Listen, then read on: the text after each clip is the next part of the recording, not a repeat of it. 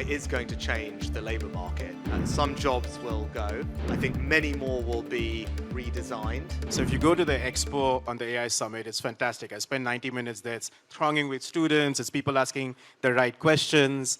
There's a general sense that this stuff could actually be optimistic and take us to different places when you're largely in the global south. Yeah. But in the north, there's a slightly different view. There's a high degree of skepticism of what this can do. And now the differential is becoming quite apparent. What drives this differential? Yeah, let me, if I may, unpack both sides of what you said. Let's talk about the positive first.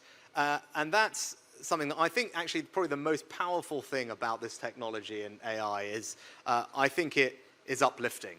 As much as we focus on the economic growth that it will bring, and it will do that. And for me, it's that story about not just raising the ceiling, but lifting the floor that I find the most compelling and inspiring about AI, and is a big focus of this summit. And if you think about those global public goods, healthcare and education, right, we're on the cusp of a moment where they can be brought to people who previously did not have access to the best healthcare, the best education.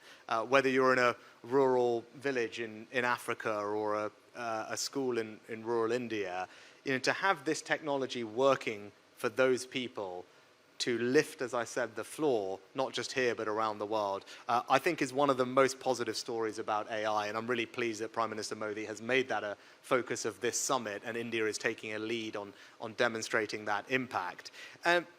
So that's why I think there is an enormous amount of positivity in many parts of the world for that story. And we heard some of it from our colleague from the Gates Foundation earlier. Now, the flip side, as you said, is the anxiety that many in the West feel. And I think a lot of that is around jobs. And I think we have to be clear that AI is going to change the labour market.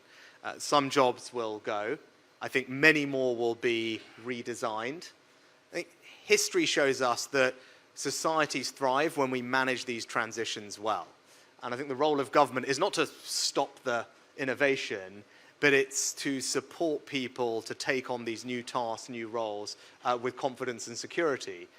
And that's the task for policymakers. How do we redesign education systems? How do we upskill our in-work population? How do we embed digital literacy across the population? We've got colleagues here from the UAE who are taking a lead, particularly on that side of things. And I think that's the challenge. Policymakers need to provide that reassurance to their citizens that they will manage that transition well, so that people's anxiety is lessened.